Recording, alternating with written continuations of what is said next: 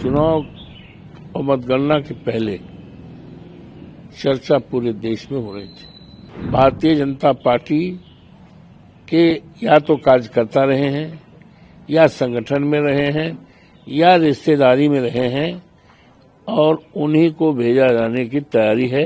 केवल शंका ही नहीं, स्पष्ट सबूत के साथ लिखकर दिया था कि ये अधिकारी हैं और भारतीय जनता पार्टी के वोट को लूटने की तैयारी है।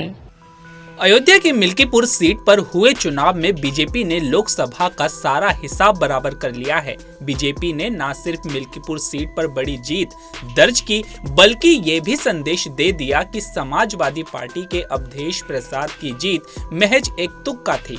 वहीं बेटे की करारी हार के बाद सपा सांसद का ताजा बयान सामने आया है। मीडिया से बातचीत के दौरान उन्होंने भाजपा पर वोट की लूट का आरोप लगाया है।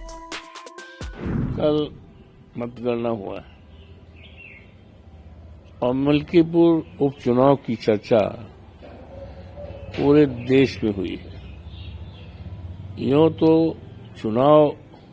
उपचुनाव था, मिल्कीपुर का चुनाव था, लेकिन चुनाव और मतगणना के पहले चर्चा पूरे देश में हो रही थी। चर्चा इस बात की हो रही थी कि भारतीय जनता पार्टी बहुत ही सुनियोजित ढंग से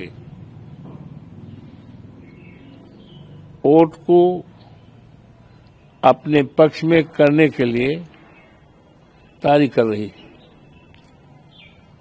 शुरुआती दौर में ही इस बात की जानकारी मिल रही थी कि मतदान केंद्र पर जो भी पीठासीन अधिकारी और जो भी चुनाव के कर्मचारी लगाए जाने की तैयारी है, वो पूरी तरह से भारतीय जनता पार्टी के या तो कार्यकर्ता रहे हैं, या संगठन में रहे हैं, या रिश्तेदारी में रहे हैं और उन्हीं को भेजा जाने की तैयारी है।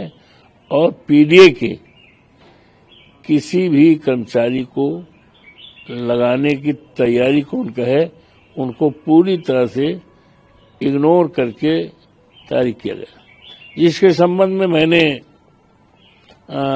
चुनाव आयोग को, भारत के और प्रदेश के चुनाव आयोग को और यहाँ के सारे मीडिया के लोगों को, यहाँ के जिलाधिकारी जो चुनाव के जिम्मेदारी होती है, जिलाधिकारी अयोध्या को, सबको मैंने दिया था। और यहाँ तक कि जो चुनाव के पर्यवेक्षक आए थे, 2 लोग आए थे। एक तो थे गुजरात के, एक अधिकारी गुजरात के थे, वो संभवतः आईपीएस थे, गुजरात के थे, और एक और थे। इनको भी लिख करके